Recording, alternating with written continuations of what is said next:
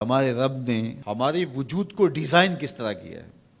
ہم جب کھانے لگتے ہیں تو سب سے پہلے ہم اس کھانے کو دیکھتے ہیں، اس کے اوپر کوئی نجاست تو نہیں لگی، کوئی غلاظت تو نہیں لگی، پہلے آنکھ اس کو چیک کرتی ہے، اس کے بعد پھر ہاتھ سے ہم لقمہ توڑتے ہیں یا اس چیز کو اٹھاتے ہیں تو ہمارا ہاتھ دیکھتا ہے کہ اس کے اوپر کوئی ایسی سختی تو نہیں ہے کہ جو ہمارے لیے تکلیف کا سبب ہو۔ پھر مالک نے ہماری ناک کو ہمارے منہ کے قریب رکھا ہے، ہماری آنکھیں دیکھتی ہیں، سونگتی نہیں ہیں، ہمارا ہاتھ پکڑ کے محسوس کرتا ہے لیکن سونگتا نہیں ہے۔ اب اس چیز کو ہم اپنے منہ کے قریب لانے لگے تو سب سے پہلے جو ہے وہ اس کو اس سینسر سے گزارا گیا کہ اس کے اندر کوئی معمولی سمیل بھی ہوئی تو یہیں سے چھوڑ دیں گے۔ لائے تھے ہم حلال رزق سے، لیکن پھر بھی ہم نے اس کو آنکھ سے چیک کیا، پھر ہاتھ نے چھوا، پھر سونگا، اس کے بعد پھر اب ہم زبان پہ رکھیں گے۔ اب ہمارے رب نے زبان کو 3 حصوں میں تقسیم کیا ہے۔ زبان کی جو نوک ہے اس کے اوپر نمکیات کو چکھنے کے ذائقے رکھے ہیں۔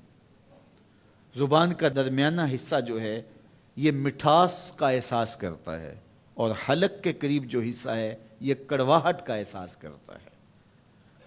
تو اب اس کو زبان پر رکھ کے چکھا کہ یہ بد ذائقہ تو نہیں ہے، اب زبان نے بھی کہہ دیا کہ اس کا ذائقہ بھی ٹھیک ہے۔ اب دانتوں کی چکی میں پیسا کہ اس کے اندر کوئی ایسی چیز تو نہیں ہے کہ جو تمہارے معدے پہ شاک ہو، پھر تمہارے حلق سے نیچے اترا۔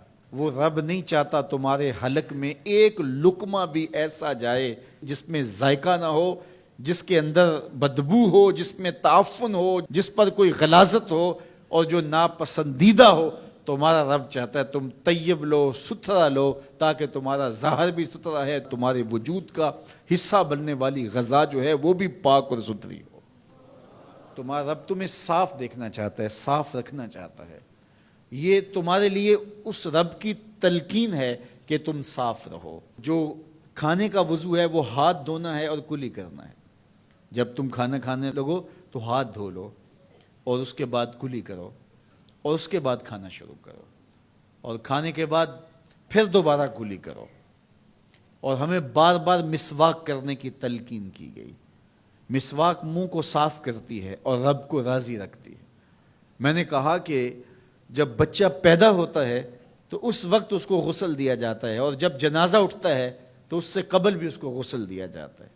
غسل سے کہانی شروع ہو کے غسل پہ ختم ہوتی ہے، اور ادھر صفائی اور ستھرائی کی کہانی یہ ہے کہ جب تک بچہ اپنے دانت صاف کرنے کی اہلیت نہیں رکھتا اتنی دیر تک دانت ہی نہیں اگتے، اس لیے کہ اب یہ صاف نہیں کر پاتا، اور جب وہ صاف کر پائے گا تو پھر دانت اگنا شروع ہوں گے، اور پھر ان دانتوں کو ہر لحاظ سے صاف رکھے، ان کو ستھرا رکھے۔ میرے اور آپ کے آقا و مولا حضور ختم المرتبت صلی اللہ علیہ وآلہ وسلم کا جب آخری وقت آیا اور حضرت اسرائیل علیہ السلام قبض روح کے لیے اجازت طلب کر رہے تھے تو حضور نے فرمایا عائشہ مسواک دو، تو حضور کو مسواک دی گئی۔ نکاحت تھی، کمزوری تھی، اور مسواک سخت تھی، تو حضور نے ارشاد فرمایا عائشہ اس کو چبا کے دو۔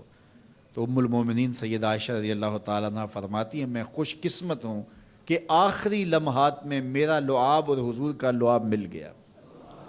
تو انہوں نے چبا کے نرم کر کے حضور کو مسواک دی، اور حضور نے اس آخری وقت میں جب انتہائی نکاحت اور کمزوری تھی مسواک کی کہ میں اپنے رب کے حضور حاضر ہو رہا ہوں۔ تو ہمارے دین نے ہمیں یہ تلقین کی ہے کہ تم اپنے آپ کو بھی صاف رکھو، اپنے وجود کو بھی صاف رکھو، اپنے بالوں کو بھی صاف رکھو، اپنے لباس کو بھی صاف رکھو، لیکن پھر اس پہ اکتفا نہیں ہے، جہاں تم رہتے ہو اس جگہ کو بھی تم صاف رکھو، اپنے اطراف کے ماحول کو بھی صاف رکھو۔